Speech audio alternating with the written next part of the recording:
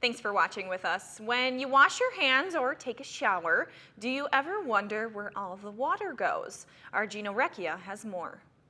Whether you live out in a rural area or a larger urban setting, all that wastewater comes to one place. The Green Bay Sewage Treatment Facility is the third largest in the state of Wisconsin. Part of New Water, the Green Bay plant is one of two that the company operates. The second is in a pier along the Fox River. These two plants serve 15 different communities from Pulaski through Green Bay and out to Luxemburg. On average, these two facilities treat a combined 38 million gallons of water a day, most of it being in Green Bay. That's equivalent of filling 58 Olympic-sized swimming pools. At this facility, we treat about 30 million gallons per day on average. Our De Pere facility is 8 million gallons, so between both facilities, about 38 million gallons a day is what we treat on average. These numbers can easily go up, especially during heavy rainstorms, which have been a common occurrence this year. Known as high flow events, the rainwater, or clear water as they call it, gets into the system through multiple ways. Where we get the problems are your manhole covers aren't sealed tight. So if we get a heavy rain event, we can get water in that way. And the pipes are old. There's an aging infrastructure. You get cracks. You can get tree roots through the pipes. And the water that percolates through the soil into those cracked pipes can increase the amount of water to be treated upwards of 5 times their normal average. After wastewater leaves your home, it travels through a network of pipes. Most of them are gravity fed, but there are some pumps to get it along its way.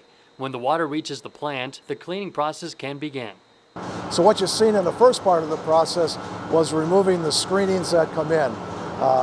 Different types of material that get flushed down the toilet. One of our big concerns, or get put into the system, one of the big concerns is the flushable wipes. Those wipes can cause problems both at the facility but also in the lift stations where they can plug up the pumps. That's why it's good to remember the 3 P's on what you want to flush: pee, poop, and toilet paper.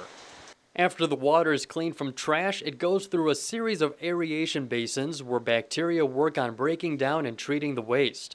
Air bubbles are pumped into the tanks to support the oxygen-hungry bacteria.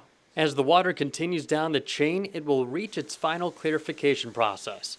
At this point, solids are separated from the water. Some of the solids go back to the beginning of the aeration process to break it down more, while others are removed. What is left is water that is cleaner than the Fox River and released to the mouth of Green Bay.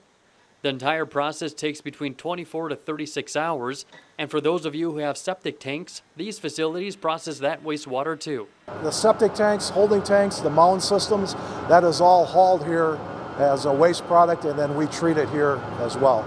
To treat this water, it takes quite a bit of power, roughly 4.5 to 4.7 megawatts a day.